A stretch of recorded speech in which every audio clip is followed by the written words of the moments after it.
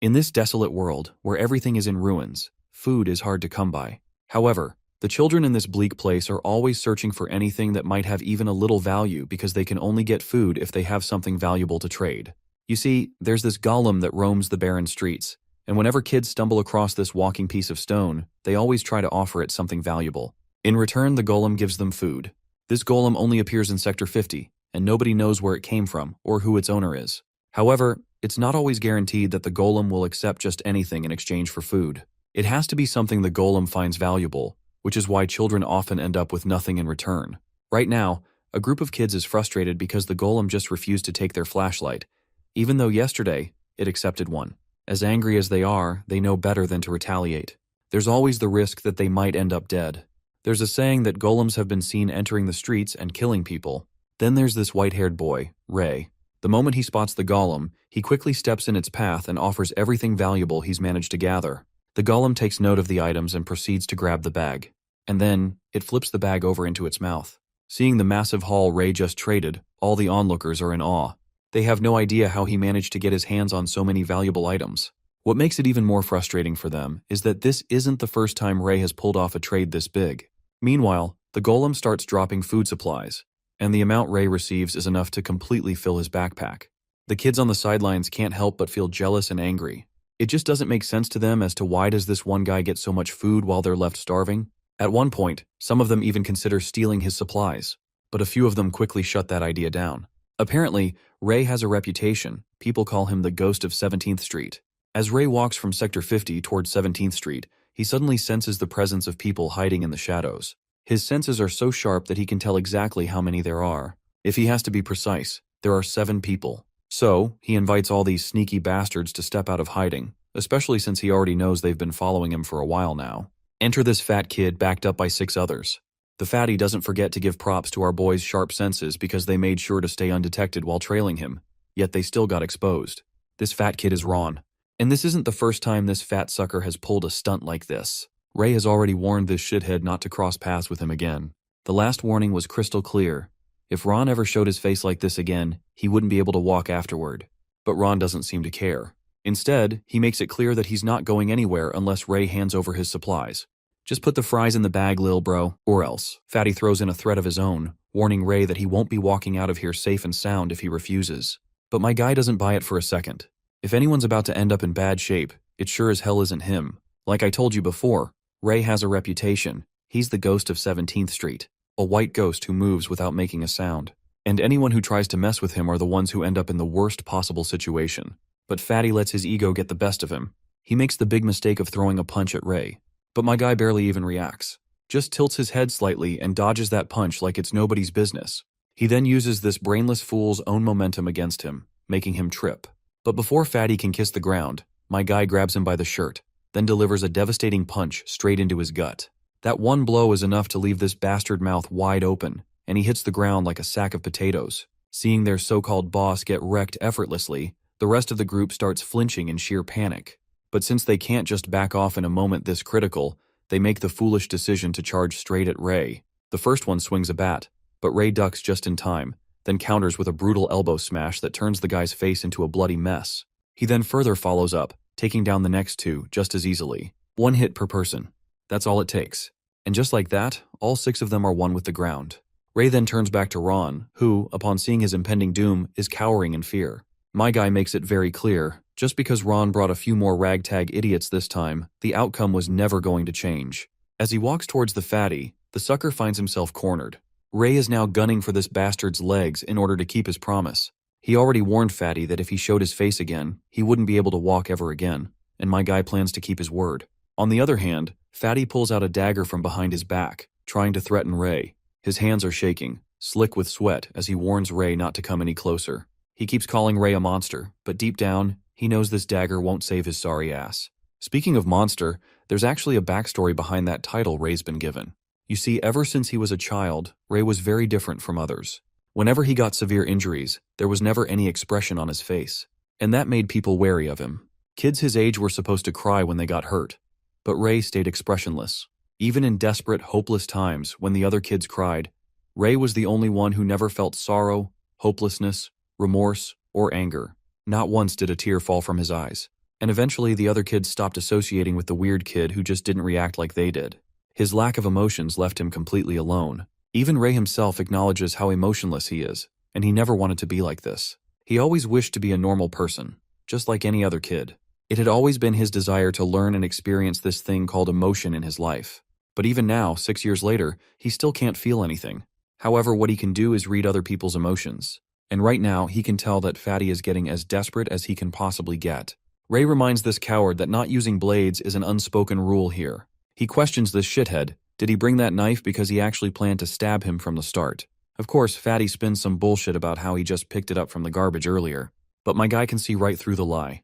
Ray doesn't need words to tell when someone is lying. He can tell just by looking at the color of the vessel inside their chest. You see, Ray has the ability to see a world others cannot. Every person has a small vessel within them, and whenever they feel emotions, certain colors of mana fill those vessels. Anger, hate, and love create red mana. Ridicule and apathy show up as blue mana. Joy and excitement result in yellow mana. And there are countless other colors as well, making Ray's world burst with shades that no one else can see. Meanwhile, the Fatty continues to issue threat after threat, trying to intimidate Ray. But it's clear that this bitch is too much of a coward to actually use the sharp dagger he's holding. Ray can see the deep black mana in the bastard's chest, which shows intense fear. With every step Ray takes toward him, the Fatty's fear only intensifies. But our boy, on the other hand, is ready to deliver the punishment this fat sucker truly deserves. A while later, Ray finally reaches his home. As soon as he enters the little tent where the others are staying, he's greeted by a bunch of kids who've been eagerly awaiting his return. The kid with green eyes is Pale, the leader of the underpass children. All the kids crowd around Ray, smiling and clinging to him in happiness, proud to have such a dependable brother. Later, as they sit together, he instructs everyone to show what supplies they've gathered so far. Each kid presents the food they managed to snag. Some have pieces of bubble gum, others have chocolate bars. But it's clear that this isn't nearly enough to feed all 7 people present. Naturally, everyone starts feeling anxious, unsure of how to proceed. This is then that Ray displays his haul, and seeing the copious amount of supplies Ray is having, all of the kids perk up in happiness. Some of the kids even start thinking that Ray must have stolen all of these supplies from the golem. Well, there's a reason why Ray is the only one who manages to bring back this much food every time he goes fishing. You see, the golem only takes magic items with residual mana. Since these kids can't see mana, they have no way of knowing which items are rich with it. So naturally, they end up with nothing from the golem. Now that they finally have enough food, Pale steps up to split it among everyone. Thanks to Ray, they'll actually get to fill their bellies before going to bed tonight. All the kids line up youngest to oldest. The first to receive their share is Josephine, the youngest among them. While the food is being shared, Ray quietly steps outside. He sits alone, deep in thought, reflecting on their miserable situation. No matter how hard they try, it's never enough. At the end of the day, there's always someone going to bed hungry. He thinks about making a trip to the warehouse, where he might be able to gather a big haul. He wants to support these kids no matter the cost. After all, he owes them his life. For a bit of context, let's flash back to a year ago, when Ray was buried in the snow, slowly freezing to death. It was these same kids who found him and pulled him out. At the time, Ray had already accepted death. He thought it was fine to just fade away in the cold. But these kids saved him unconditionally. They didn't expect anything in return. They didn't care about repayment. But Ray has a principle. He always pays his debts. Whether it's a favor or vengeance, he never leaves it unsettled. As he sits there lost in thought, Pale joins him, reminding him that he should get his share of food too. But Ray casually declines, claiming he isn't hungry. Unfortunately, his grumbling stomach betrays him. Without a word, Pale breaks his biscuit bar in half and hands one piece over to Ray. Just then, rain starts pouring, but it's not normal rain. The droplets are black. It seems to be a common occurrence in this desolate world. There are rumors that this black rain is the result of mages using too much magic. Apparently, mages live in the lower numbered sectors. Pale is convinced that the golem is something sent by a mage. But Ray isn't so sure. He thinks the golem might be a machine. Pale quickly disagrees. He's certain that magic is what keeps it moving. Well, Ray doesn't argue, because he's actually seen the golems using magic with his own eyes. Whenever a golem walks around, it sucks up mana from the surrounding atmosphere, drawing it into its core. That mana then mixes within and is expelled as a black gas. So there's a high chance that this gas is the cause of the black rain. Ray is convinced that there has to be a connection between the black rain and the black gas. That's when he suddenly remembers something important. Without another word, he pulls his hoodie up and tells Pale he's heading out for a bit. Naturally, Pale is against this idea. The rain is too heavy today, so much that even rivers are overflowing. But Ray doesn't care. He has to do what he has to do. And with that, he dashes off, leaving Pale sighing in frustration. Of course, Ray has a solid reason for doing this. You see, when it rains, everyone shelters inside their homes to avoid it. They believe that even a single drop of black rain touching you is enough to make you sick. However, Ray knows he can shield himself from the rain, making things easier for him. Once he reaches 18th Street, also known as Limpfoot Hector's Ration Warehouse, he sees the thugs inside having the time of their lives, playing and gambling. It's clear that Ray knew these idiots would be gambling on a rainy day, which is why he chose today to make his move. Since no one guards the warehouse on rainy days, it gives Ray the perfect opportunity to sneak inside. The place is completely dark, but Ray has a solution for that. Since the air is filled with an abundance of mana with hundreds of colors, Ray begins drawing in specific colors of mana, mixing them according to the right formula, and ignites fire in the palm of his hands. Although he doesn't know the exact principles of magic, he can use it just fine. Still, controlling red mana is a bit harder for some reason. With the light from the fire, Ray starts checking the supply boxes. As he goes through the supplies, a dagger suddenly whizzes by. It's so close it grazes his ear. It seems his presence has been noticed by the bastards inside, and they don't like the idea of some rat trying to steal their rations under their noses. Turns out, these bastards were hiding behind a pillar from the start, almost as if they were expecting Ray to show up. There are 3 of them in total, and they seem to know exactly where Ray is hiding. What's even more concerning for Ray is that he didn't expect these bastards to be equipped with night vision goggles. They throw their daggers again at Ray, but he dashes down, dodging them left and right. Seeing this, the goons with the night vision goggles are baffled. To think that a kid could dodge those daggers in this pitch-black place is just insane. The other goons berate their fellow to aim properly next time, but the poor guy gets rocked with a punch from Ray before he can even throw his dagger again. At this point, they're all bewildered at how this kid can see them in the dark. What they don't know is that Ray can easily see the color of their vessels. Right now, their vessels are glowing dark red because of the rage building inside them. One of them launches another dagger with all his strength, but Ray is already ready to dodge the oncoming strike. By reading the flow of mana from the vessel through the arteries, Ray can predict and easily dodge the blow. Once he dodges, he follows up with a kick to the guy's neck. With 2 of them down, only one remains, but the last one also gets a solid punch to his guts for his troubles. And that's how the 3 of these suckers end up face first on the ground. This is when another bastard barges into the warehouse. This one sounds trouble, because as far as Ray can recall, this guy is Humphrey, the Hector Group's executive. The bald bastard is disappointed to see all 3 of his men kissing the dirt. And what's really tweaking him out is the fact that they were wrecked by a rat. Even Ray doesn't want to mess with this guy, so he pulls his hoodie back over his face and decides it's time to get out of there. He quickly dashes and tries to strike the bastard across the chest to move him away from the entrance. But that punch Ray lands is barely more than a minor inconvenience to this bastard. In return, he tries to grab Ray by his head, but Ray ducks backward just in time, barely escaping. The bald bastard then follows up with a punch that sends Ray skidding across the floor. The bald bastard acknowledges that Ray indeed has some solid reflexes for a kid his age. Meanwhile, Ray internalizes that this guy is packing some serious power. The bald bastard starts throwing punch after punch, but Ray manages to dodge them all, moving left and right with ease. While Ray might be able to dodge, he knows he can't keep it up forever. He needs to figure out something before he gets knocked out. That's when he notices a gap in the bastard's defense, and quickly strikes his chest. As soon as his hand connects, he intensifies the fire in his palm. And that little moment of distraction is enough for Ray to vanish from the spot like he was never there. The other shitheads guarding the place quickly scatter around the warehouse, thinking that since that brat fought Humphrey, he won't be able to go far. Ray starts to feel concerned, because at this rate he's indeed going to get caught. But then he notices a stone and throws it to draw their attention away. Those goofy-ass shitheads take the bait and begin running in the opposite direction, while Ray makes his escape. He's finally succeeded in looting the infamous Hector Group's warehouse, but he knows he's dead if they catch him. Though Ray isn't afraid of dying, what he fears is that if he's not around, the kids won't last long in this unforgiving world. Suddenly, the bastards catch up to him, so Ray picks up his speed. But soon he finds himself facing a dead end. Now that he's cornered, the bastards pull out their weapons and tell him to come here and spit out what he stole before they start poking holes in his stomach.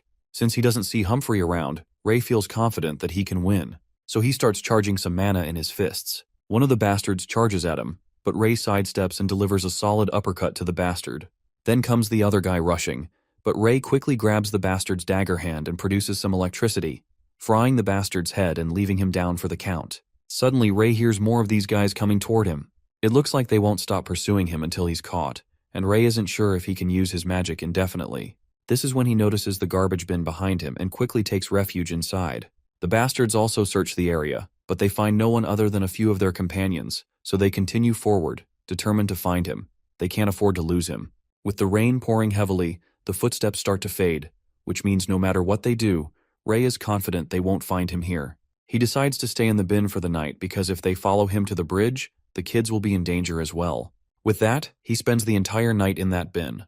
The next day arrives, and he wakes up to the light seeping through the cracks. He hops out of the dustbin, but is immediately exposed by a bastard standing just outside the bin. Ray can tell just by the color of his vessel that this dude is absolutely angry, and our boy isn't sure if he can handle this bastard alone, given he hasn't fully recovered yet. The bastard finally lunges, trying to kill Ray. But that's when my guy also pulls a dagger of his own and swings it at the bastard. However, the bastard evades the attack and swings back at his opponent. While attempting to dodge the attack, Ray loses his balance and trips. This gives that bastard the perfect opportunity to deliver the final blow, but just before the shiny dagger reaches Ray's eye socket, someone shoots the bastard down, killing him on the spot. The bastard behind the trigger is another sassy guy who seems to already know about Ray. This guy is black-haired Niles, the 17th Street boss. He can't help but warn Ray about the dangerously close call he just had. If the gunshot was even delayed for a second, Ray would have been pushing up daisies. Ray, in response, questions him why he is here, since Niles is usually not awake this early. To which Niles says yes. He claims to have heard rumors that Hector's guys were on the prowl. He then notices the canned food Ray is hiding under his hoodie, and is sure that Ray must have swiped the haul under Hector's nose. For that, he can't help but call out our boy for his bold move. Ray in return reciprocates with a thanks, but Niles clarifies that it wasn't a compliment, so there's nothing to feel proud of. Internally, Ray is unsure how to handle Niles. Because people like Niles have emotions so monotonous that their vessels never really fill up, so he can't tell what this dude is even thinking. Niles, on the other hand, warns him to be careful, or else he'll die if he continues pulling stunts like this. There are people he should not be mingling with, and Ray should know better. But for our boy, endangering his life is still better than starving to death. Well, Niles has no room to argue about that, so he just reminds Ray that they're both equal now. Ray saved him once, and Niles in return saved Ray. But Ray claims that he never intended to save him. Ray merely mistook Niles for supplies when he was floating down the river. But still though, the blackhead still can't deny the fact that he ended up living because of this little brat. Still, as far as Ray remembers, he's already been repaid for the favor. In order to provide some context for what they're talking about, we transition a year back in time. There, Ray happened to pull Niles out of the river. Apparently, Niles used to be an executive of the 46th sector, but he was betrayed. Or at least, that's what Niles claims to have happened. Though Ray is sure it's not a lie, especially since Niles was the one who taught him lessons as a repayment for saving his life. This is when Ray brings up the important question. He asks Niles if he can join an organization. If he has to be specific, he wants to join Niles' organization. The only reason Ray wants to join the organization is to keep those kids safe. Niles does not give any immediate response. He just walks away from the scene and stands behind a wall. He then asks an unexpected question, asking Ray if he can use magic. Ray is shocked and questions him how he knows this much. To which Niles does not respond outwardly, but inwardly, he's very intrigued to realize his hunch is right on the money. Initially, he had seen Ray lighting up a fire without a lighter. Ray, on the other hand, continues to question him about how he knew he could use magic. Niles finally speaks, claiming that one fellow magician had told him that there is mana in the air, which is used for magic, and that there are only a handful of people who can detect and use mana. Ray then asks him if his fellow magician also mentioned something about colors, to which Niles does not remember any mention of colors, but his fellow magician did claim that mana is invisible and cannot be seen with the naked eye. This sparks Ray's curiosity even more, because he can clearly see these different types of colors in the air. Ray questions him once again, asking if he might be forgetting some crucial detail, but this only agitates Niles, as he believes he has already told Ray everything he knows, and at this point, Ray is just trying to push his buttons by asking the same thing over and over. Back to the topic at hand. Ray wants to know if his request to join the organization will be approved or not, to which Niles declines his request for some obvious reasons. When Ray inquires about the reason behind this blunt rejection, Niles once again gives Ray the silent treatment. In order to learn the real reason behind Niles' hesitation to take Ray into the organization, here's a bit of background. You see, all the sectors are along the Elton River. If you go up to the river, you'll arrive at other sectors, and you could probably escape the slums and find a better life there. So, Niles believes that it would be too much of a waste for a kid with such abilities to die here. Well, we now know the reason behind Niles' rejection, though he does not say this out loud to Ray. Instead, he simply asks Ray if the thought of leaving the 50th sector has ever crossed his mind. He even offers to help find him a car if he plans to leave this place. Ray, however, simply declines the proposition as he has kids to take care of. But Niles assures him that he is already planning to open an orphanage here, so Ray can leave the kids in his capable hands. He promises to give a better life and make sure they are not dying in the streets. Meanwhile, Ray can't figure out if this guy is bluffing or telling the truth, especially since his vessel color doesn't change at all. Though Ray is not doubting Niles, especially since this guy has always kept his word. Ray then warns Niles about Hector's group, because those guys seem to be preparing to start a war. Ray knows this for a fact because he had seen them receive truckloads of weapons. But it looks like Niles knew about this already. Not to mention, the fact that he just killed one of their guys is a definite declaration of war. Ray reminds him that the people in the stores will suffer if he loses the war. Suddenly, Niles' driver calls him out, reminding him that they should be leaving now.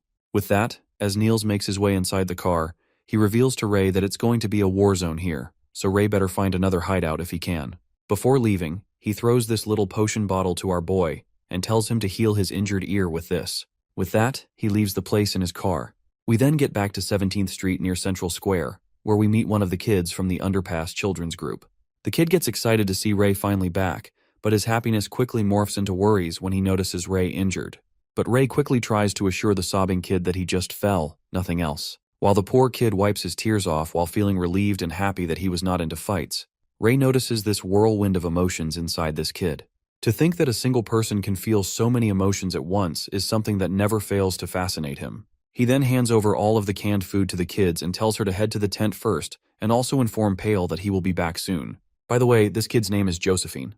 While the kid walks his own path, Ray turns to the old woman, Viola, and asks her if she told Josephine anything.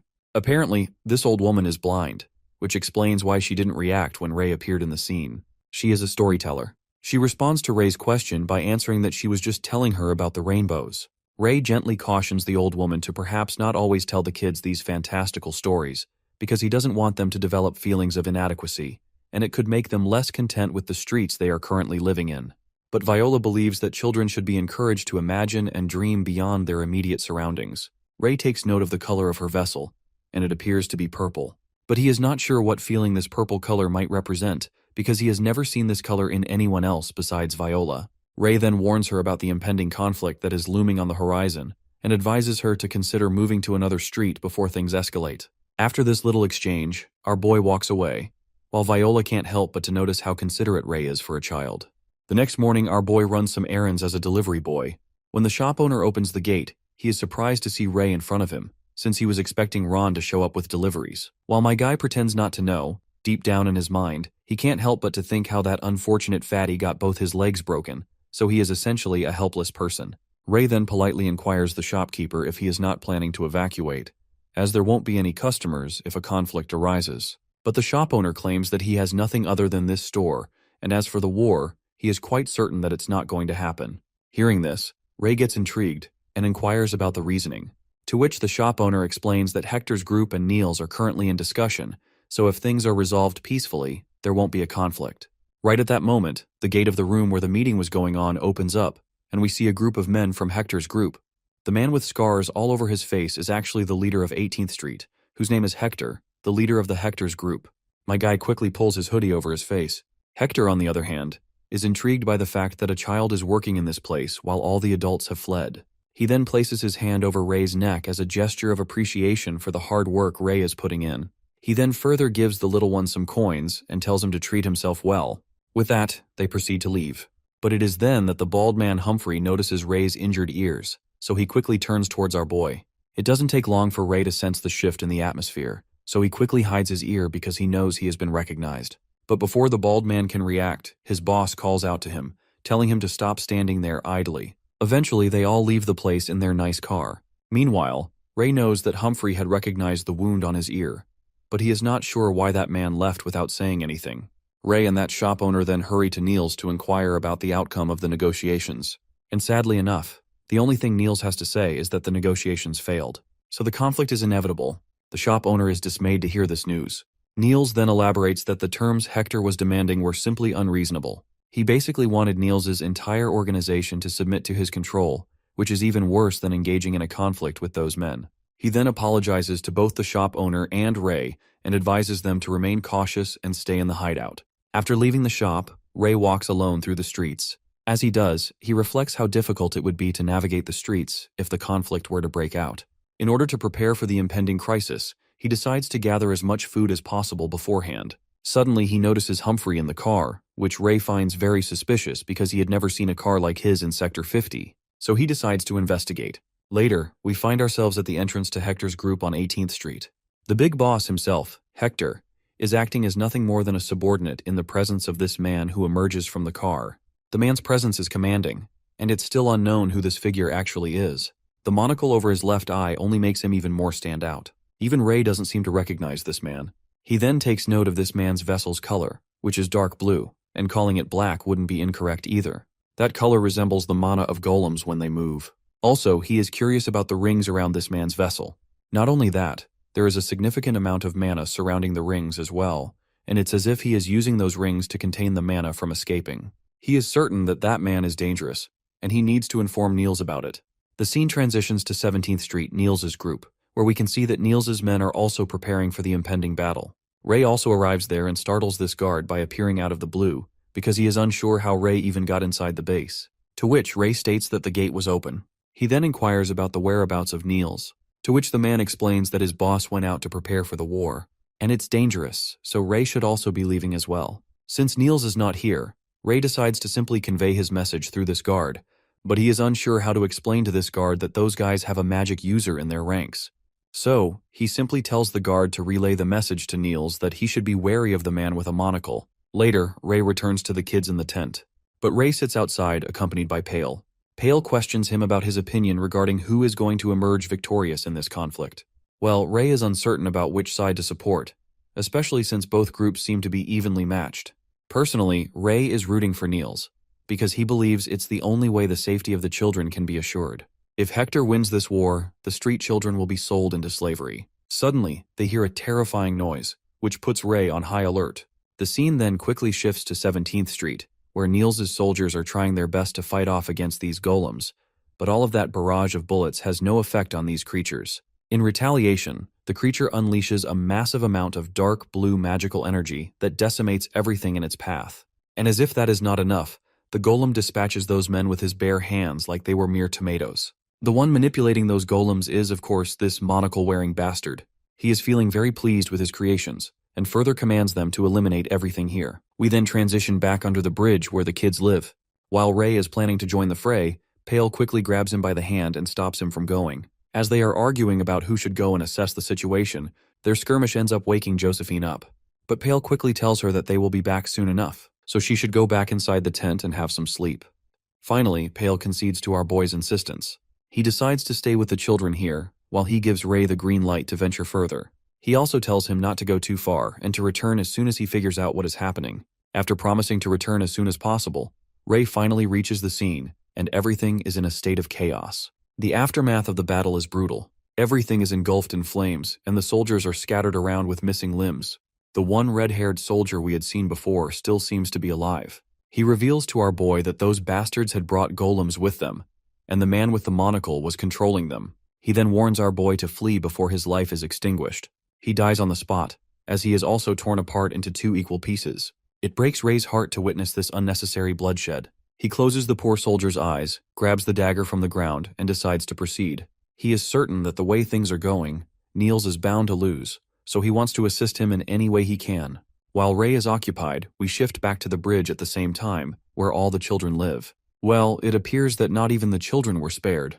They have been brutally slaughtered, and only Pale remains, holding Josephine in his arms. The one behind all this bloodshed is one of the golems we had seen before. The soulless bastard begins to coalesce this dark blue energy in the palm of his hand to unleash it upon Pale, while Pale, on the other hand, sheds his last remaining tears as he wishes for Ray not to return.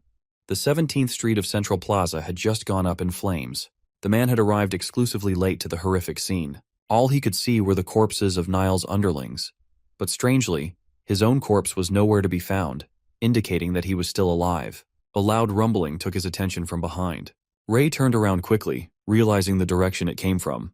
Understanding that, he ran towards the tent. When he got here, panting and exhausted from all the running, it was yet another dreadful sight. He witnessed the remains of someone right up ahead of the golem monster. Filled with rage, Ray moved to attack this monster with his flaming sword. But the monster quickly turned back with its sharp senses and executed a heavy gut punch against the boy's stomach. Bro came at him with a full Mike Tyson swing.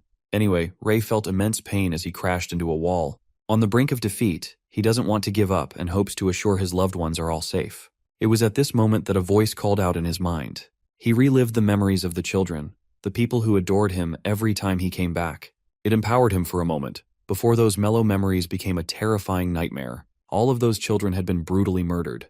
Lorraine, Leia, Corden, Miles, Josephine, and Pale were all gone.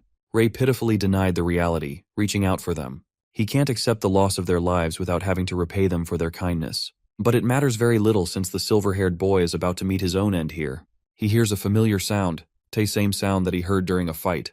This was the bastard golem who became responsible for ending their lives. And now, it is preparing a blast to end Ray too.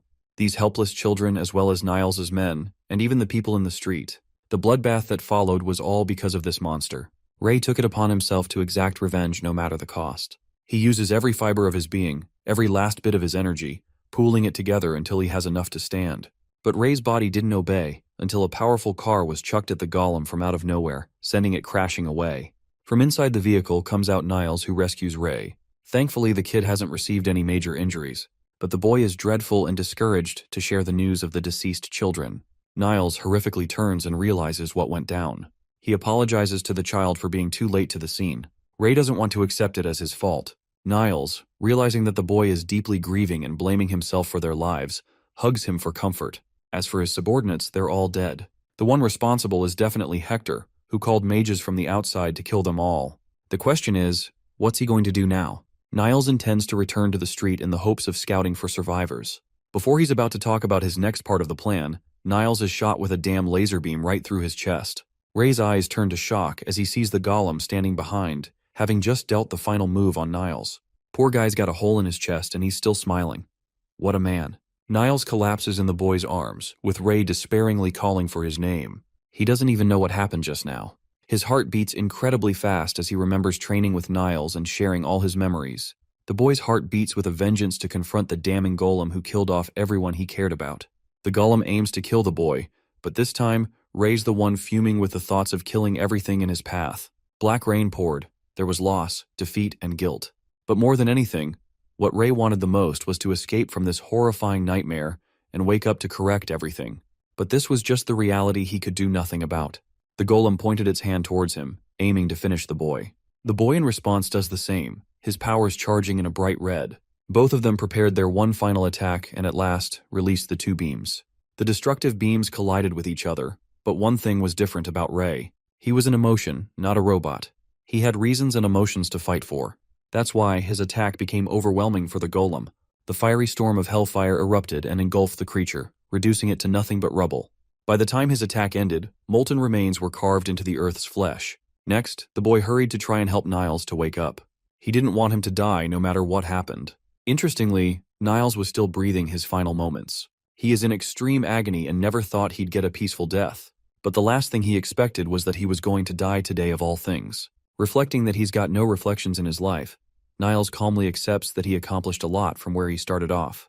But he made the mistake of struggling much later in life than he should have, which makes him regret and feel guilt about the situation. Niles was just around the boy's age when it happened. Ray wants to leave and find medicine from the car, but he is stopped by the much older man. He wants the kid to do one thing, and that is to leave this wretched place. Niles wishes for the boy to live a better life elsewhere. They've always shared a close connection as if they were brothers. But now, Niles only wants the best for Ray, to reach the top instead of staying at the bottom. Saying those words, the last bit of life extinguishes from Niles's body as his hand slips away from the boy's palm. Now he was no more in this world. Ray only had moments to accept what had just taken place. Before long, he was filled with fury and despair, roaring into the rain of the first emotions he ever felt. After that, the kid sat near the wreckage and didn't move for a while. He's still in pain and shock, unable to describe what happened as anything but a dream. Just recalling the horrific massacre of yesterday, the people he lost and his emotions spiraling like crazy. Something was different about the situation.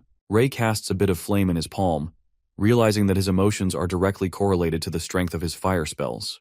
But also overdoing it can easily extinguish his spells too, which happens just now. Ray realizes that he can't wait any longer and decides to move. The deceased bodies of his loved ones have all been cared for. His next mission is to exact revenge, no longer caring about the moral consequences of his actions. Back to the 17th Street, the pile of bodies are being collected. Everyone now knows that Hector won by a long shot, and that everything here will get so much more difficult from now. The scumbags make fun of Niles for not accepting their offer. Ray's already here, having located his targets with a knife in his hand. Suddenly, he's grabbed by someone from behind and instantly swipes the man's throat clean with a single slash. But that slash wasn't deep enough to kill this guy, and he tries his best to reason with the kid. Ray doesn't care about who he's fighting, as his only goal is to annihilate the entirety of the Hector group as a whole. He slashes the hell out of this guy's body, giving him a shock to the system. He can't fathom how this kid is even stronger than he was before. If he doesn't respond properly, Ray's going to beat him decisively and end his life. So he willingly allows himself to get stabbed in the shoulder, which is a shock to Ray. But this moment is met with an equal trade-off as the man hammers Ray down with a powerful punch. He understands how foolish and reckless the boy is for risking his own life for revenge. That's why, at this moment, the man gives him an offer that's going to please Ray. Egghead reasons that he shouldn't die like a dog in an effort to exact his revenge. The boy gets up and learns from the man that he's been closely observed for a while now. He wants the kid to hear him out on this one time. Silent Humphrey. They call Egghead that because he's the most silent assassin out there. And now Humphrey is the one who's making the face of desperation, which is proof enough that he isn't going to deceive the boy. Ray accepts hearing him out and learns that Humphrey wants the kid to leave the sector. His reason is to find the man's brother, who Hector sold off in the City of Mages. Hector mentioned that if Humphrey worked under him for a decade, he'd reveal the location of his brother. That's the sole reason he's been working for him. And right around this time, he believes his brother should be around Ray's age. But it isn't clear to the boy why he should take on the request in the first place. Humphrey finally reveals Ray's secret. He understands that the kid knows how to use magic. It comes as a shock, but Humphrey continues that he was certain after seeing his fight in the warehouse. Despite the boy's small use of magic right now, it still won't be enough to defeat Hector as he stands. After all, Hector is always guarded by an extremely powerful mage, so the chances of killing him on a whim are next to nothing. The pitch-black mana emanating from that mage is fearful enough. Humphrey describes this image as a demon. On the off chance that someone from their side tries to betray them, that mage freezes them entirely. Humphrey vividly recalls a guy suffocating to death with a bowl of water placed around his head.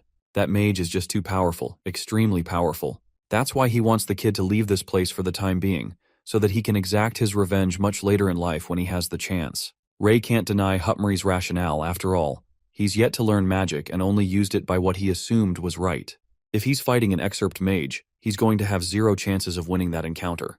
The City of Mages is near the upstream of the Elton River, and only mages are allowed to step foot inside. Humphrey gives the boy all the saved-up money he collected over his life. The same goes for information on his brother's personality and characteristics. Ray is shocked that he's being entrusted with the money. After all, he could always betray Humphrey. But after seeing the boy for a while, this guy knows that the kid is one to maintain his promises. And he's seen enough from the boy to conclude that he can easily advance to a higher-level sector. Humphrey supports Ray the same way Niles once did. He insists the boy hurry and come to a decision as they have little time. Ray makes up his own condition. He wants Humphrey to properly take care of the corpses at the underpass, and then he'll search for his brother. It's an easy deal and Humphrey easily accepts. Ray decides to go, claiming that he'll return in one piece. Yes, the One Piece is real. Ray ran as fast as he could to ensure no one followed him. He arrives before Grandma Viola, tossing her a coin to ask a quick question. The granny happily inquires what the boy asks of her. Ray wants to confirm if the story about the rainbow is true or not. He wonders if he'll finally be able to make a wish upon encountering a rainbow. Ray dives into an old memory that he shared with one of the underpass kids. He joyously talked about the tale of the rainbow and how anyone would be able to make a wish if they found the point where a rainbow touches the ground. Ray thought about it with seriousness for some reason, and that leads to the current day. The granny concludes that rainbows do exist, even if the wishing aspect is ignored. The boy senses that there's no hesitation in her mana, always remaining a clear purple like always. The kid remembers when he asked Humphrey, who was reminded of the time he was asked about a rainbow from a kid too. That same mage was also looking for a rainbow, which also means they have proof of their existence. The boy questions Viola if he will be able to resurrect the day upon discovering the rainbow's end. Instead of giving him a clear answer, she ambiguously states that anyone can make any wish come true, so maybe it's true. Does it feel like the granny is gaslighting him here?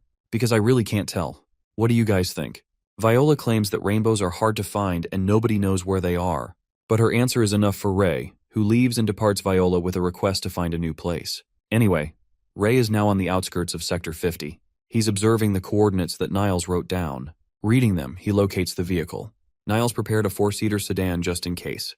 The boy reaches for the door handle when one of Hector's lackeys comes out to catch him. He wonders if Niles gave him an order to retrieve the car, and just to fuck with the boy's emotions, he provokes him by asking about Niles' emotions. Ray was confident that he wasn't being chased by any more of Hector's men, but it turns out that one caught up to him. Regardless, he can't waste time and clutches the door handle to get inside. The man bolts at him, and before Ray's about to close the door, the man catches it open. He roars at the kid to open the door. Ray's already exhausted much of his mana, so his strengthening magic isn't working wonders here. He forces a fire spell, precisely aiming at the guy into a finger beam before blasting his brains off. He kicks the corpse away and steps on the pedal full speed. Ray's finally going to experience what life is like outside of Sector 50. Having arrived someplace far away, the kid comes to a stop before inspecting the car's trunk. He's rather surprised that Niles was so well prepared that he stashed enough water and food supplies in the back.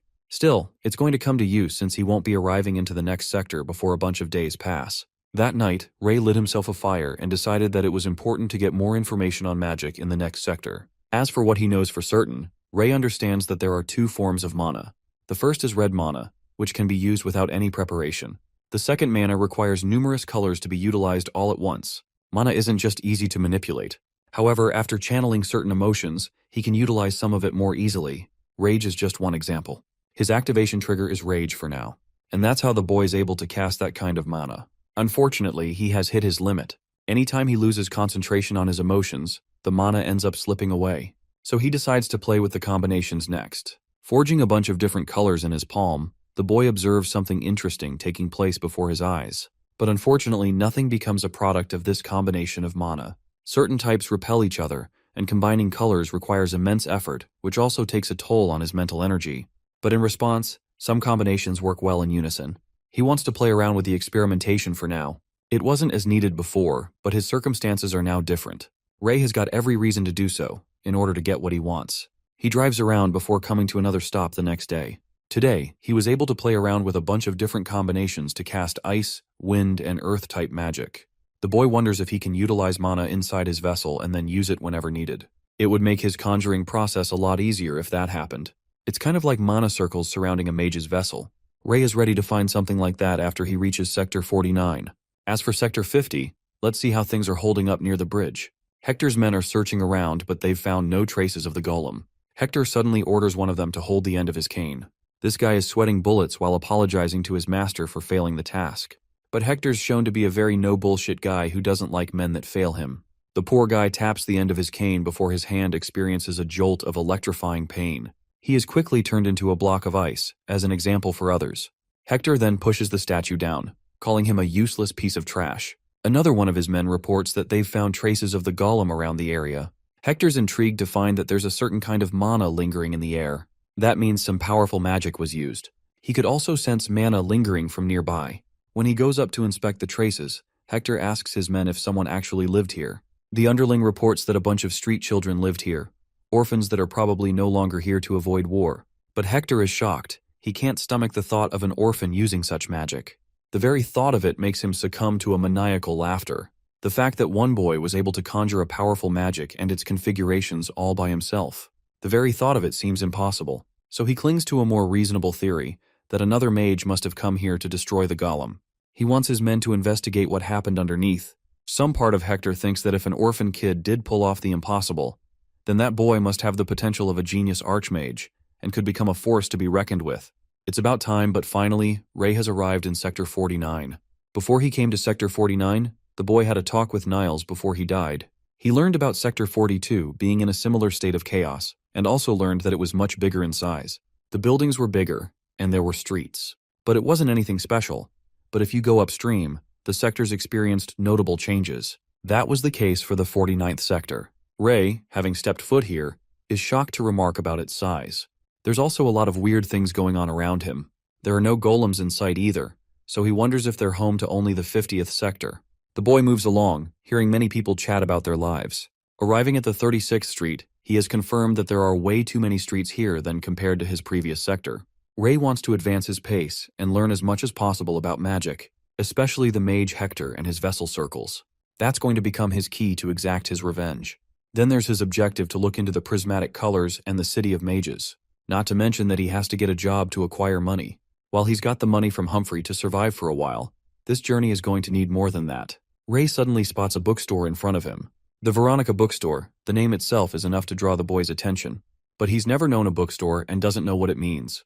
Recalling one other conversation with Niles, the boy learned about many things from him. He learned how to read for the most part, so he's eager to explore this bookstore. Inside, he sees squares filled with letters to label them. Ray hasn't ever known about something like this before. Suddenly, one voice calls to him. It's a red-haired girl who accuses him of breaking the window and stealing her books again. She's seriously annoyed that this guy has shown up to steal from her again. But Ray doesn't know why this damsel is in distress, or why she's accusing him. He learns that the books are the items inside the store. The girl emphasizes her point and orders him to leave. He can see a plethora of colors emanating from her. Emotions of excitement, joy, discomfort, and annoyance. The boy wonders if it's even humanly possible to feel so many emotions all at once. She's out here screaming at him like a madwoman, while Ray is questioning what she's ranting about. The boy calls her a weirdo, which gets on her nerves as she becomes supremely angry and tries to remind him of her father's status. Ray doesn't want to deal with a problematic child, so he leaves on his own. Back to the streets, he sharply observes a bunch of kids looking at him with a cautious gaze. The boy understands, because he's a stranger who's just entered their sector after all. Ray now understands that this part isn't any different from what happens in Sector 50. Back to his car, he collects his thoughts. Ray has explored a bunch of streets, and yet he ultimately failed in searching for something related to magic. He wants to invest his search into wider areas tomorrow, until he hears something nearby. It's the same kids again, and they've come here to beat him up. Ray isn't surprised, and senses 4 of these guys from his car. The kids all draw near until they reach the door handle. Their intention isn't to kill, but to knock him out without any noise. They also want to snatch the car keys and steal the food. But before any of the kids can make a move, Ray shatters the window and takes down one of them with ease. With one guy down, the rest are startled. Ray jumps out to target the blue hoodie kid. He knocks the kid out with one swing across his chest. That's 2 down. The third kid attempts to kill Ray with the full swing of his metal pipe. Unfortunately, he greatly underestimated his opponent, as Ray catches the pipe with little to no trouble and tosses it away. The boy, now intimidated, orders Ray not to draw any closer. Ray, on the other hand, fearsome as ever, instructs the children to hold their teeth shut. Then, he proceeds to beat the ever-living shit out of them until they're reduced to a sorry state. After the beating, he questions how many streets these kids own. The kids go all quiet, until Ray uses a forceful tone to demand an answer from them. With his hands crossed, projecting fear over the goons, Ray repeats his question. The beat-up kids look miserable. They can't even look at Ray straight. Seeing as they refuse to answer, our boy demonstrates a little more force. He singles out one of the goons, and the fool immediately cracks under pressure. He confesses that they have control over 3 streets inside Sector 49 in total. Ray presses for specifics, and the captive lists streets 23rd through 25th as their territory. In his chest are mana colors indicating anxiety, uneasiness, and fear. Those are telltale signs of a liar, and liars get their hands stomped out. As Ray mutilates the goon's hand with his foot, the other 2 watch in fear as blood paints the ground. After getting some good old-fashioned torture done, Ray turns his attention to the other 2. Locking onto the meeker and more weak-willed goon, Ray seems a little too good at interrogations. This time, he did not need to cause any pain. The goon just swears to tell the truth and nothing but the truth in fear of what might happen to him. According to him, they run 14 streets with 52 members in total. Their leader goes by the name Kedrick, and their base is an abandoned factory. Ray is not expecting these kids to run 14 streets. They are bigger than he initially thought. He orders the goon to raise his head and introduce himself. With a voice crack, the goon stammers his name, Neshu. According to this rat, the boss ordered them to beat Ray within an inch of his life and steal whatever food, money, and supplies he had. The boss also shared a warning, saying that he is always watching everything. Hidden in Ray's blind spot, the 4th hidden goon makes his move. He jumps from the car's roof and aims a blade at Ray's back. Unfazed by the incoming threat to his life, Ray's mana boiled and stirred. He manipulates the blue wind mana, knocking the ambusher away without even lifting a finger. On top of that, the wind kicked a lot of dust in the air, blinding the knife-wielding goon. The next thing you know, he's out like a light with 2 clean hits to the face and body. Ray slowly steps in and watches as the ambusher bleeds in agony. He grabs the sneaky fucker by the hair and lifts him up like he weighs nothing. Ray wants these goons to go back to their boss and return the threat.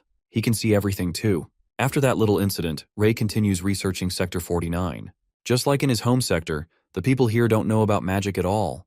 He also learned about books and bundles of paper with all kinds of written information inside. If there are all kinds of books, there are bound to be ones about magic, right? While he quietly traverses the streets, some unremarkable side characters invite him to a less crowded place. Ray's defenses instinctively come up, but the side characters assure him that they did not come here to fight. When asked if they belong to the same group as the kids that he trashed the other day, the trio truthfully answers that they are. Side character number 1 is quite impressed that a single person can beat Anthony, Horn, and Melber half to death in such a grand fashion. The boss shares the same sentiment, so he wants to meet with Ray. Side character number 1 pulls out a note. Unfortunately, the 3 of them cannot read at all. They are ordered to say exactly what's written on the note, but none of them are literate. Running out of patience, Ray swipes the note out of their hands to read it himself. As he skims over the short note, the side characters look at him like a mystical being. Given that he can read, he might as well be. In their gang, only the boss and someone named Waver can read. The note was simple and confident. It is an assurance that Ray will never starve if he works for the gang.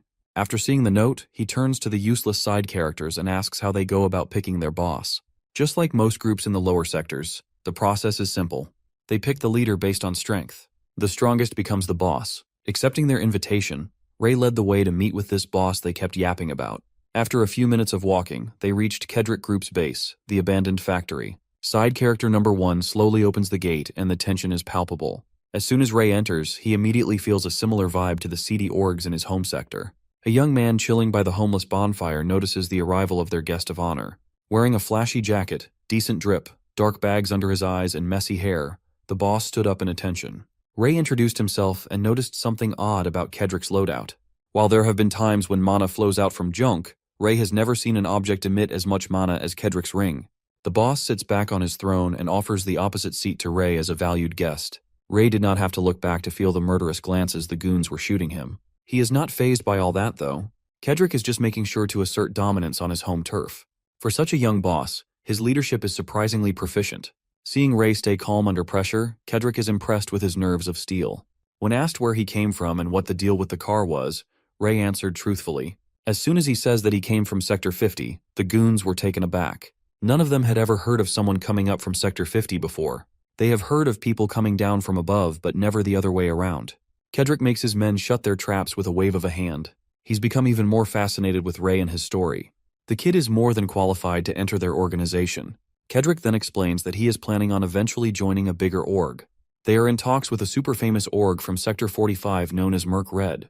They have drafted an agreement to get absorbed into Merc Red's ranks once they reach 66 members. For Kedrick and any random street rat in Sector 49, that is enough of a reason to join the gang. It is an opportunity to raise their status after all. While Ray is quite fascinated by the agreement and the idea of joining an org, he can't completely buy into it because he refuses to work for someone weaker than himself. Upon disrespecting Kedrick to his face, the atmosphere in the abandoned factory shifts. Kedrick's smile vanishes.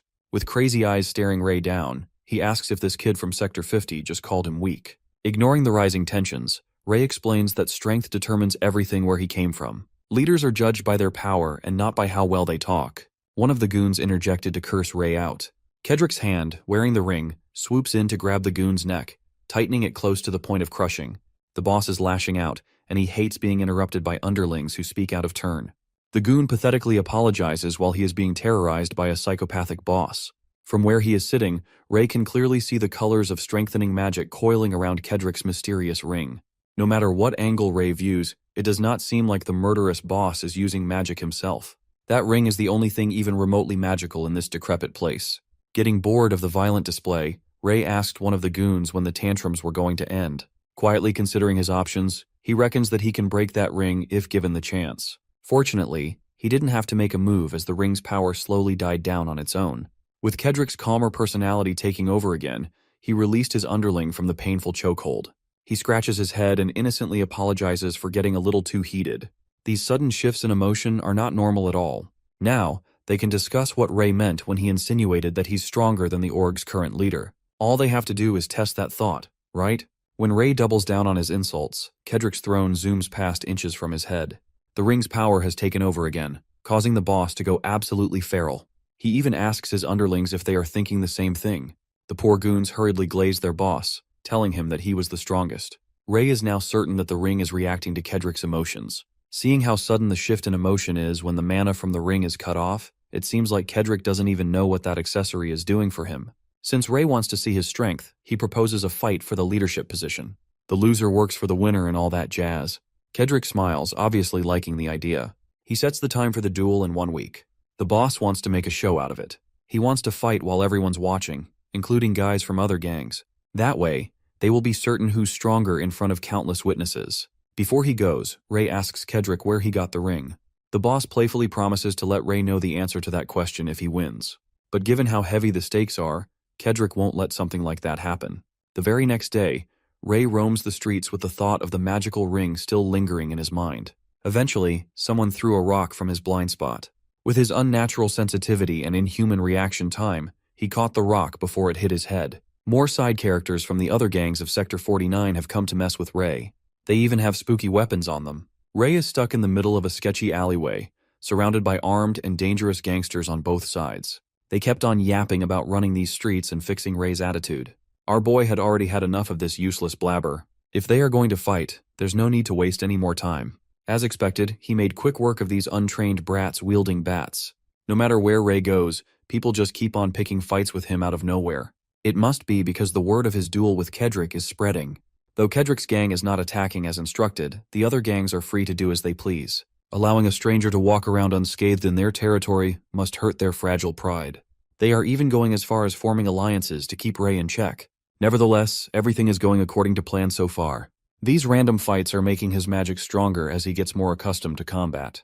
As he gains more experience, his casting speed becomes faster, and the mental strain decreases. Overall, provoking more fights against every gang out there is a good choice.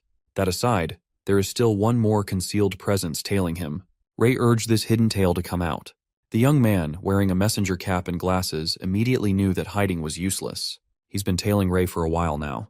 He's become accustomed to his gray hair and expressionless face. In the streets of Sector 49, Ray had been dubbed as the Hunter. Glasses walked out of his hiding place to face the fearsome Hunter of Sector 49. Ray assesses the stranger up front. The kid is smaller than the usual gangsters. He's going around alone, and he doesn't look good at fighting either. Walking while cracking his fists, he warns the nerd to take the glasses off so they both won't be hassled by the breakage. Glasses hurriedly clear up the misunderstanding. If it's not obvious by his looks yet, he did not come here to fight at all. He adds that he is far from a fighter. With his scrawny body, he'll be useless in combat. So, Ray asks what is up. The kid steals his resolve and introduces himself as Philip. And scrawny Philip here has an offer for Ray. After hearing his spiel, Ray decides to follow Philip for now as they traverse the slums of Sector 49. You see, Philip's place of work is located near the eastern garbage dump. He's heard a lot of rumors about the so-called Hunter named Ray. Wherever in town, the Hunter is all everyone talks about. It seems like Ray earned such a menacing nickname after crushing multiple groups of gangsters by himself. After a few more minutes of walking, they finally arrive in front of an unremarkable building. Philip opens the door, and the harmonious sounds of community, commerce, and cooperation hit Ray like a ton of bricks. The place is huge. Philip formally welcomes Ray to his business venture, the Philip Hotel. Ray estimates that there must be over 100 people inside right now. More accurately, they have 186, including those working outside.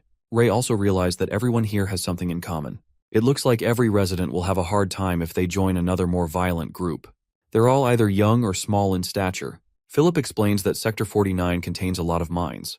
That means a lot of adults die on the job, leaving a lot of orphans without any sort of support. Because of that, there is always a ton of work to do in every industry. Some businesses are willing to hire even children with such a massive manpower shortage. There are too many directionless youths for even the gangsters managing the streets to handle. So, in exchange for holding a monopoly over jobs with a couple of groups and businesses, Philip agreed to pay small bribes to secure work for his people. He is a manpower broker of sorts in this impoverished sector. His people are provided with low-cost shelter and job security. Despite his young age, Philip is smart and industrious enough to create this intricate system on his own. He worked hard to set up all this infrastructure to where it is today. Speaking of his people, Jonathan is one of Philip's success stories. The kid has a job where he doesn't get beaten every day. He has a community to support him, and he's on time with rent. Philip, the ever-attentive and thorough broker that he is, takes note of everything needed.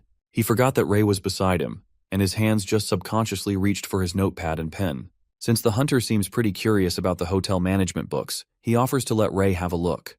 Quickly riffling through the pages, Ray finds a page dedicated solely to him. It is filled with notes that Philip has written down while tailing him.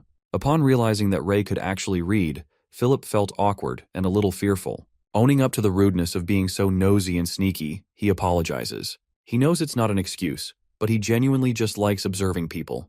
That makes him the complete opposite of Ray. Much to Philip's surprise, the hunter seems chill with everything, insisting that there's no need to apologize. Philip can finally breathe with a sigh of relief.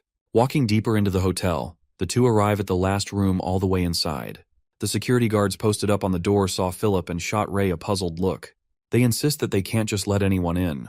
But when they hear that Ray is the notorious hunter leaving a trail of gangster blood on the streets, the guards coil back in fear and shock. Finally, Philip welcomes Ray to his humble abode. He has a better home than 99% of Sector 49 residents.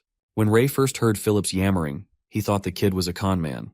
But he seems for real. Philip insists that he never lies. In his line of business, his credit is the most important thing. You can always earn back money, but once credit is lost, earning it back is extremely difficult. For a kid the same age as Ray, Philip sure is wise.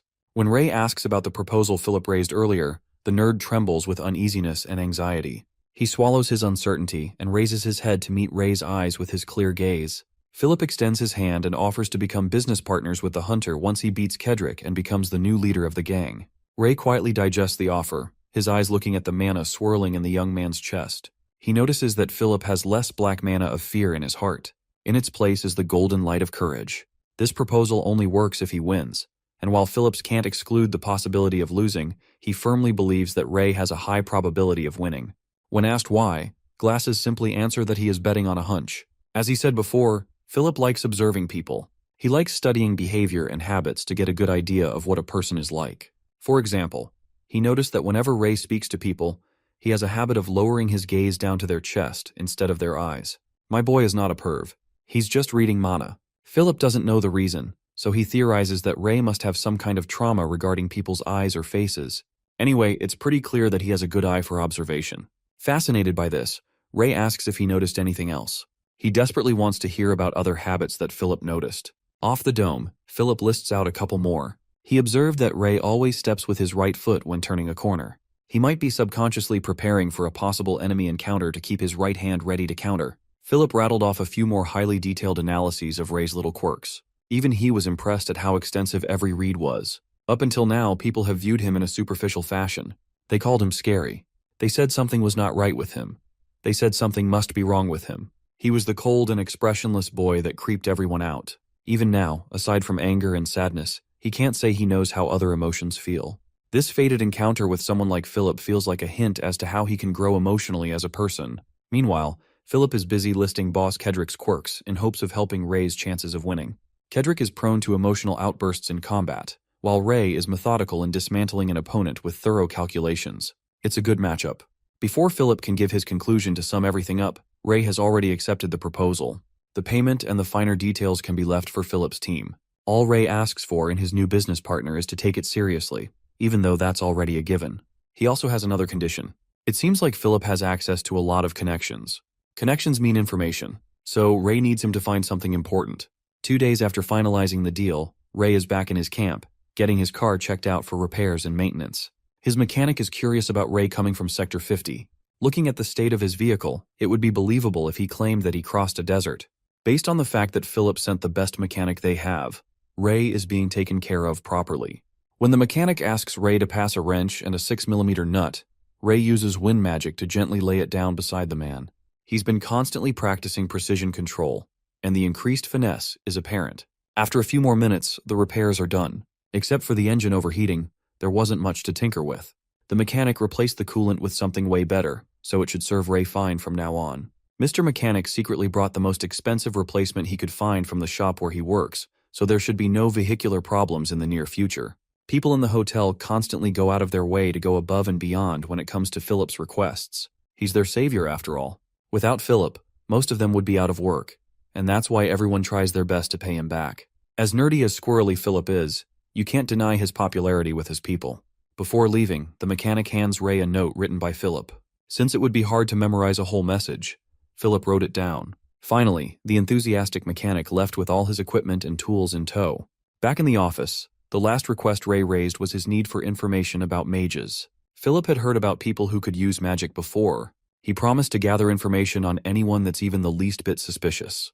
Given Philip's extensive web of information, it shouldn't take too long. And just like he promised, the nerd delivered quickly. He got a ton of information Ray can work on in just 2 days. The first on the list concerns Wolfman, a 42-year-old baker in 2nd Street. Witnesses swore that they saw the guy carry a heavy bag with one hand. Probably nothing. Next is Kenny Store's clerk Andrew from 8th Street. He ate dry wheat bread without wincing. Definitely sus. He might be the throat goat. Upon skimming through the list, Ray's hopes of finding a clue about mages and magic started dwindling. But then, a line of text catches his attention.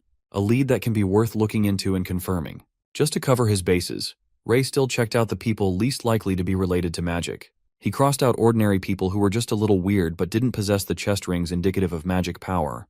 After exhausting the list, Ray was left with one last lead. It listed an incident where a steel pipe fell from a roof in an empty shopping district. The suspicious figure is a man in his 30s or 40s. He is often seen going between above and underground with food in hand. That day, a strong wind blew, strong enough to knock the steel pipe out of its trajectory, as the man narrowly avoided an accident. He did not appear surprised or shaken by the supposed near-death incident in the slightest. Even Ray is convinced that there is a high likelihood of this man being a mage. On the way to the shopping district, he finds himself in a familiar area. The bookstore he passed on the first day. There are 2 kids squatting outside, making sure that the store is closed. These 2 have been throwing rocks at the windows every day, tormenting the owners and slowly forcing them to stop operating their business. Ray overhears them discussing getting double pay if they can push the store owners to sell the property. They can just throw rocks at the 2nd floor this time. Stop targeting the store and start messing with their home. That way, they can torment and force the owners out. When one of the kids moves to throw a hefty rock, the 2nd floor window swings open, revealing the fiery young lady yelling at the rock throwers. She heard everything they were saying, and she was pissed to the high heavens. The young lady curses at the kids, screaming at them to get out. Ray sees the yellow light of courage and conviction swirling in her chest. However, her heart is overrun with the black mana of fear. Even the kids can see that she's just acting tough. Her words are harsh, but her body is trembling. Without warning, the kid finally threw the rock. Thankfully, his aim sucks, and it hits the wall. Nevertheless, it shook the young lady. It is widely known that the bookstore only has kids and some sick old people inside, so they are an easy target. Fighting through terror, the young lady continues acting tough and yelling at the unruly kids. The 2 little psychopaths continue swarming her with rocks, this time deliberately aiming for her face. Just as Ray is about to step in to prevent any serious harm, he is shocked by the brilliant light he's never seen come out of anyone else before. The young lady extended both her hands as mana danced around her palm. A chaotic wind intercepts the incoming rock, protecting her from a direct hit. The psycho kids were taken aback. Their rock fell back down instead of messing up the girl's face. While holding back her tears, the young maiden tending to the bookstore reveals her true magical nature. Ray has been looking far and wide only to find a mage by pure coincidence. The psycho kids' dullard minds cannot comprehend what just happened. Chalking it up to their imagination, they try to attack again. Ray is certain that he just witnessed his first concrete clue about magic. It came from a young woman visibly shaking and trying to act tough in front of bullies. The psycho kids work in unison with rocks in hand. This time, they are doubling the firepower for assured destruction. Not expecting continuous attacks, the young lady is left stuck in the window like a sitting duck. Knowing she can't block the incoming rocks, she closes her eyes and accepts her painful fate. Luckily for her, another mage is hiding in the corner. Ray waves his hand, stopping the rocks by manipulating the mana in the air. He pushed his control and power harder, making sure to reach the rocks. It filled the streets with wild winds akin to a tornado. The next thing you know, the rocks made U-turns, finding their way back to their senders' faces. Ray made sure to make it hurt a lot. He injected enough force to knock the psycho kids out cold in one hit. Finally, he exits the alley to check on the bastards lying on the floor. He looks up, making eye contact with the young lady in the window. It's been a while, but their second meeting is a lot more interesting than the first. Ray gave the psycho kids more beating, targeting their arms and legs to make sure that they didn't cause any more unnecessary trouble. The young lady invited Ray in to formally thank him for the timely help. He asserts that there is no need for such formality. Besides, he has something he wants to ask her. It just so happens that she does too. At the same time, he asks if she's a mage, and she asks if he just used magic back there. The enthusiastic inquiries made both of them pause for a moment. Their sudden closeness paints a blush on her face. She clears her throat and invites Ray into her home to talk a bit more. Upon entering, Ray's eyes wandered all over the place. This is his first time inside a bookstore, so it seems foreign to him. Finally, she introduced herself as Veronica. The bookstore was named after her. Returning politeness, Ray curtly introduced himself too. Looking ashamed, Veronica lowers her head and apologizes for yelling at Ray like a crazy person last time. She's just under a lot of stress because of those pesky psycho kids. Ray thought nothing of it. It was just a misunderstanding after all. After apologizing, she continues thanking him for the help. She could have been badly hurt if it wasn't for Ray. Honestly, Ray just wants to take a look around the bookstore. He wanted to obtain some magical knowledge, but meeting a mage in the flesh was a bigger gain than expected. Veronica was shocked. In this place, people are usually receptive to appreciation in whatever form. Ray is an exception. Sitting at one of the tables, Ray asks her where she learned magic. She casually answers that her grandpa taught her. Hearing that there is another magic user in the picture, Ray's curiosity deepens. He asks to meet Veronica's grandfather, and the fiery young lady thinks that it should be fine. Before going upstairs to fetch the old man, Veronica notices something concerning. In Ray's cheek is a slight bleeding cut. He must have been grazed by something, considering he's been throwing hands left and right. Veronica worries that he might get an infection if left untreated. So, she extended her arm and held Ray's face gently. Slowly and steadily, she summoned a white and warm light that wrapped around his skin. After a few seconds, the graze on his cheek is gone, as if it never existed in the first place. With that, the simple treatment is all done. Surprised by this new application of magic, Ray stood up and eagerly asked how Veronica did that. He wants to know how she moved the white mana, converted it into a gentle light, and used it for healing. No matter how hard he focused on the past, he was never able to move white mana. He came to understand that white mana only reacts when someone is considerate or dedicated. It also appears when someone sacrifices themselves for others. All those complex and selfless emotions are like a foreign language to the emotionally incapable young man.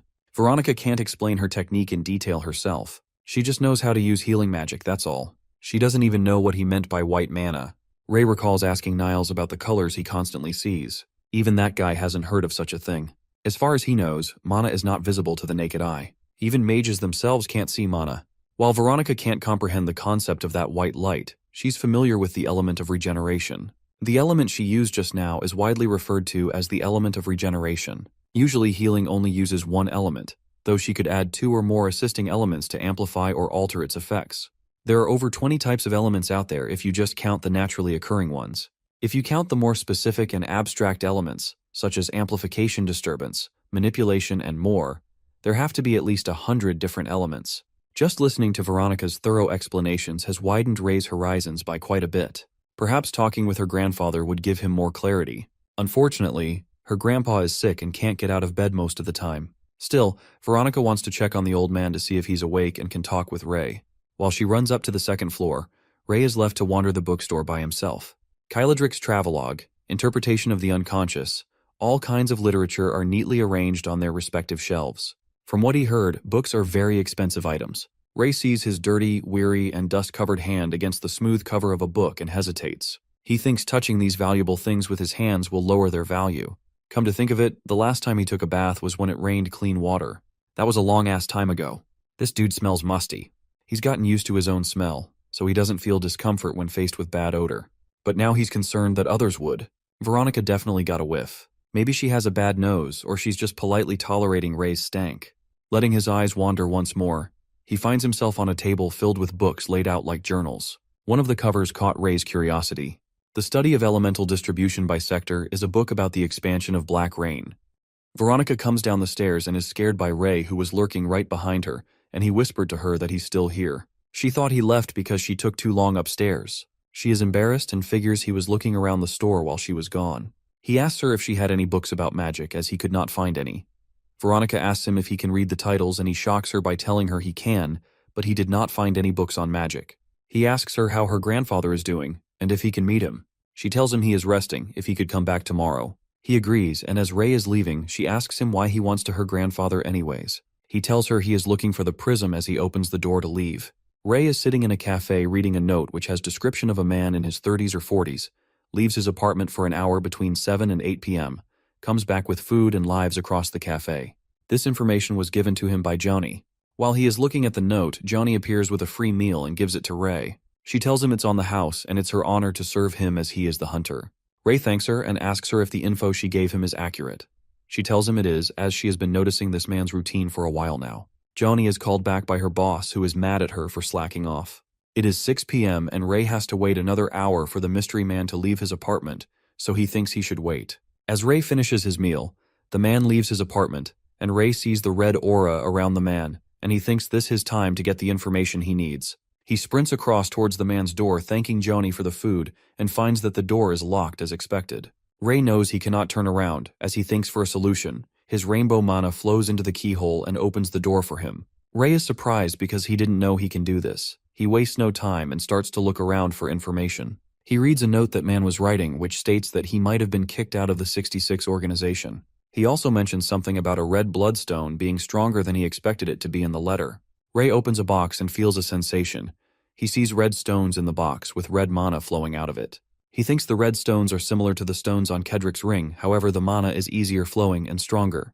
He puts the stone on his ring and creates the brightest red fire he has created yet. As he is doing that, he hears the man returning, surprising him as it has not even been 15 minutes yet. The man enters talking to himself about how he forgot his wallet, that he is getting old, and that why his boss abandoned him. Ray looks on hiding behind a door. The man grabs his wallet and as he is about to leave he remembers he had forgotten one more thing. He creeps behind the door Ray is hiding behind and looks at him with glaring red eyes saying he forgot to rat poison. The man stares at Ray who is hiding behind the wall with an evil look in his eyes claiming he needs rat poison too. He asks our boy if he thinks he did not know that Ray was hiding there. Ray whips out his sword and slashes it across the man's face. The man is taken aback while he is bleeding because Ray cut his face. The man is mad that a kid, not even an assassin, cut his face and the blood is going into his eyes. Ray thinks this is his opportunity to control this guy and get information out of him. As Ray goes on for another strike, the man stops it with his bare hands with red mana flowing out of his hands.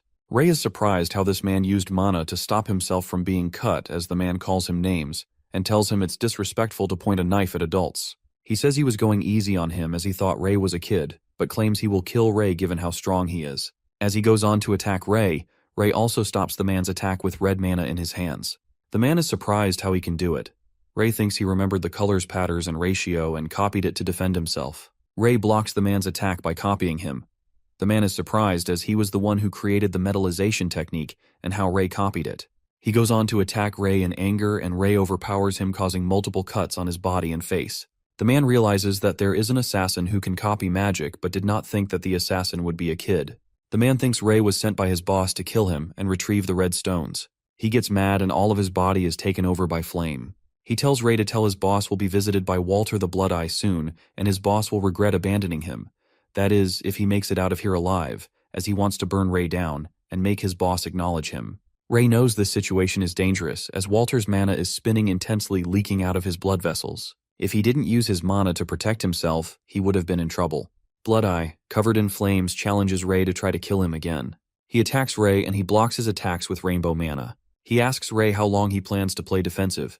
Ray knows he cannot get close to the man as he is surrounded by fire, but his defense will not last forever. Ray thinks he has to extinguish the flames before he can attack the man. He surprises the man by surrounding him with water and using 2 magic techniques at the same time. Ray prepares a water attack and charges at the man with full force.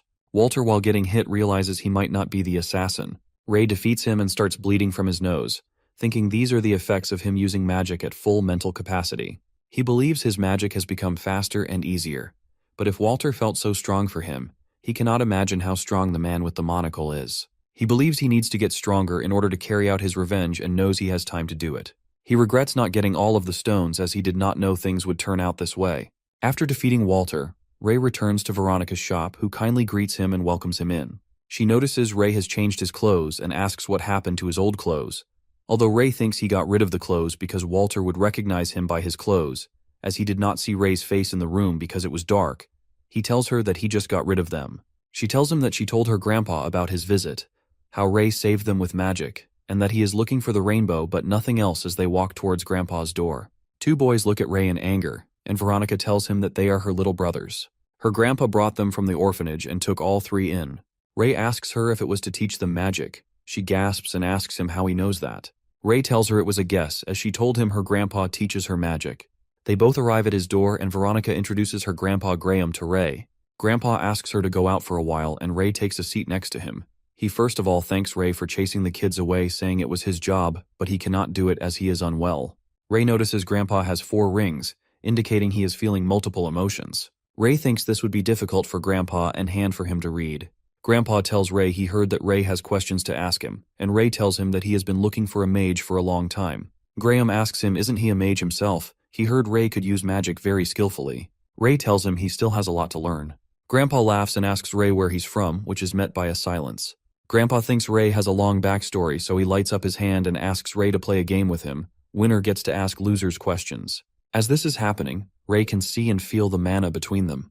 Grandpa tells him there are multiple elements in magic, and elements can meet to create new elements of magic. He created an element of maintenance which would stop external factors from interfering between them. Ray surprises Graham by asking what is the other element he is seeing as he can see two colors.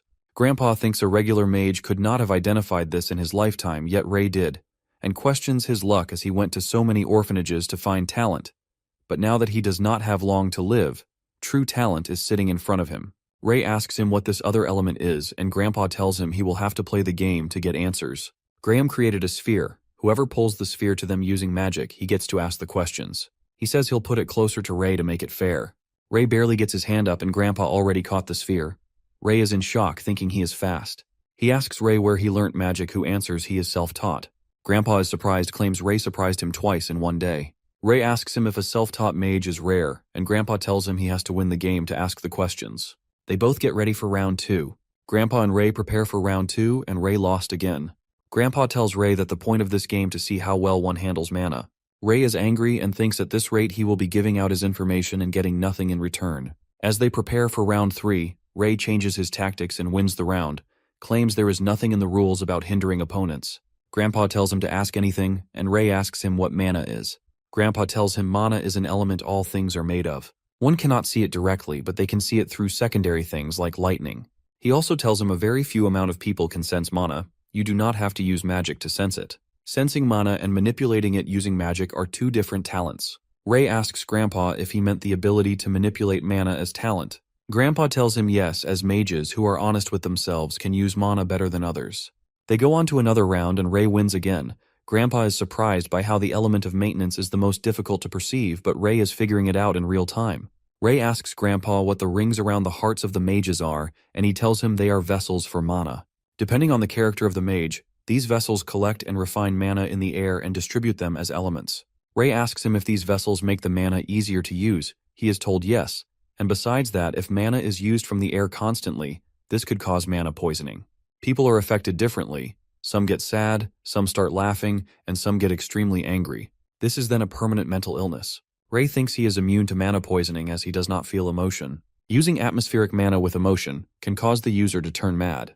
He asks Grandpa if someone is immune to mana poisoning, it would be a great advantage. Grandpa thinks the idea is great, but he hasn't seen someone use it that way yet.